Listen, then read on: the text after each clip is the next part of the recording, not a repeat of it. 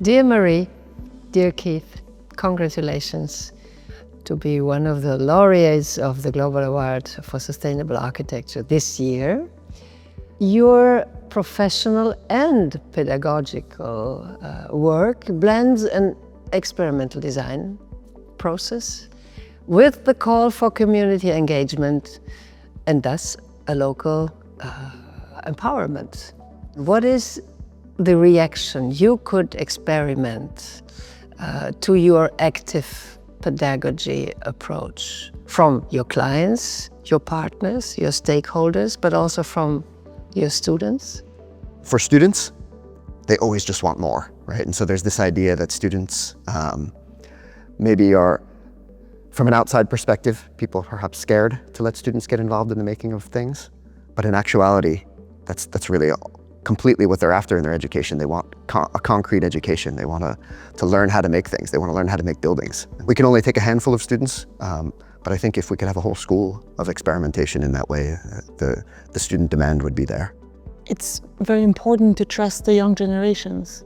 And we have a lot of faith in our students' capabilities, the capacity to take on projects that are complex, difficult, that require community engagement that they have to nourish.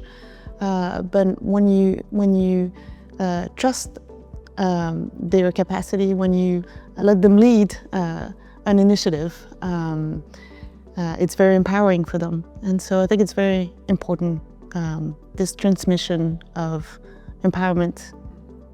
How was the reaction of your very first, and I know you realized several projects already with community leaders, with stakeholders in French communities. How was this first breaking the ice process? Because it was quite new, I think, as a process for a major in the countryside of France. Tell us about these first experiences. Yeah, France is funny. Particularly because Marie is French, but really she started her practice in the US, right? And so there's this idea of like, in North America or in the US in particular, everything is possible in a way. And so people tend to find ways to make things happen, and they're in the spirit of making things possible. In France, we had an adjustment period to like, even construction site meetings always start with everything that's not possible. So in a pedagogical context, in an academic context, it was really the same, right? And so basically we were told we would wind up in jail if we did this in France. And it starts that way. But what's really interesting in France, culturally speaking, for me as an outsider, now living in France for almost 9 years, I've come to realize that we start with this questioning everything, but then everybody gets on board and everybody's rowing in the same direction, and there's really kind of a big family. And so while there's initial resistance, once you get through answering the hard questions, then everybody gets on board and everybody's there to help. And it's the same in schools as it is on job sites, as it is around the dinner table. I feel anyway, that's my view of France. Inhabitants and community leaders too are very intrigued with thinking about a different way of doing things, not going through the usual steps. How are ways that we can engage the population better? How are ways that we can better answer the needs of the population? And I think when you start to rethink the process of making architecture and making it more of a shared process, it brings a lot of joy to the process. It brings a lot of hope. And so people, even though at first they might be curious but a little scared, it easily catches on. When people realize that this is possible, why aren't we doing this Maybe to make that concrete, the very first project, which was really the core of your question, the mayor of the village of Four bought in completely, but was also scared. Scared of a participative process from the beginning of the design process, right? And so we sort of said, okay, if students and faculty are going to volunteer to do this, there's some ground rules. And one of the ground rules is that the process has to be completely participative and collaborative. Remember the first meeting we had, he said, well, we're going to have a public meeting, but we're going to meet with the steering committee first, right? You're going to present us. And we said, no, we're just going to present, live in the public meeting. But in his typical posture of an elected official, the idea of getting everybody involved in the process was terrifying because he saw no end to it, right? And so if you sort of open that door, where does it stop? And in actuality, he kind of trusted us and let us do this first meeting and then bought in completely, because he saw that instead of being paralyzing, it was actually completely empowering and operational to have everybody involved. And it was super clear after the very first meeting that the building was going to have a consensus rather than someone for and then someone against. But I think there's also, with the students, as the students being engaged in the community, the students who are future architects in the making, people react to that. It definitely helps the conversations because it is the future generations.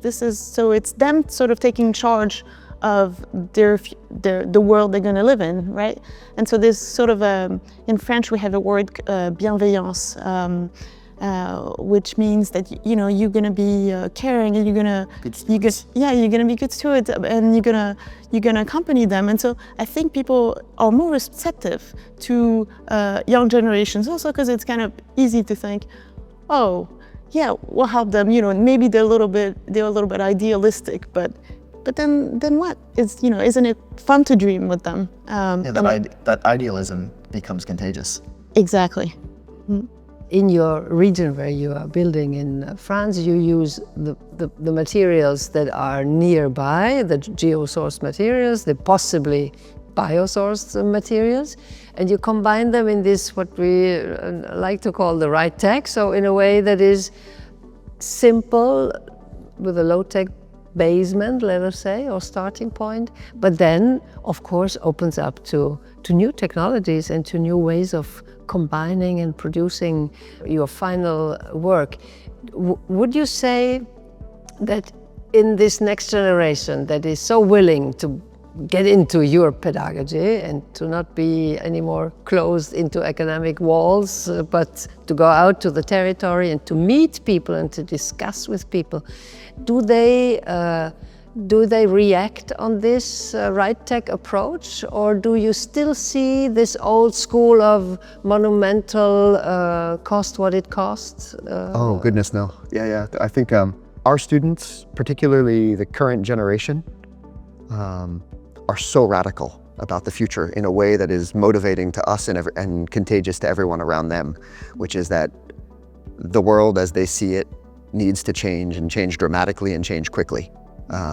Whether we talk about ecology and building, whether we talk about economy and finance of building, whether we talk about pay structures or the way that people live and their lives are financed, they want to remake all of it.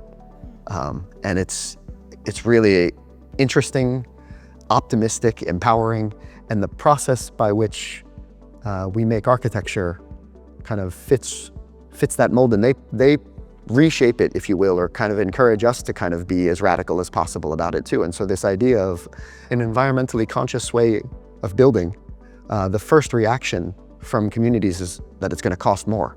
Well, if you completely reinvent the economic model of the project and it's participatory and it's just using materials that can be found under your feet and around you, all of a sudden, does it really have to cost more? No, it could maybe even cost less. And so there's a question about ecology and economy that are intertwined that are very, very present in the discussion that is on the table with our students and the communities that they work with. The student expects that that's what we're going to teach to them. They don't expect to come to architecture school and learn about, how we built 50 years ago. They understand that something has to change. The works of architects all around the world who work with natural materials, engage in communities. I'll take it even a step further, which is that most of them don't want to build new buildings anymore. Which the last 3 years, all of our projects have been renovation projects. And so there's a question about frugality that's in the air. In French, there's this expression that's sort of in the architectural discourse at the moment, which is the déjà là, or the already there. And not only do they want to use natural biosourced and geosourced materials, they want to use it to renovate and reinvigorate what's there, as opposed to making new things that will just continue to pollute the landscape. They're not just interested, they're passionate about the use of natural materials, local materials, how to grow from traditional crafts and build in the contemporary world. They are also very interested in broadening the question to the question of the resources, right? And so more and more our pedagogical approach has integrated not just starting the design from the programming with the people, but also starting the design with where the material comes from. Going to the forest, going to the quarry, understanding the transformation processes that happen, and the energy that's necessary. And it's definitely an attitude or a broadening of the thinking about what it means to be an architect, what it means to make architecture, all the impacts that it's going to have, because when you use local materials, it has an impact on the local economy. It has an impact on the social structure of the community that you're making the project for. New generations are going to show us a different way to make architecture. So let them be passionate, let them surprise us. Thank you very much for your work, for your engagement. Please continue this way. Thank you, Marie. Thank you, Keith. Thank you, Jana.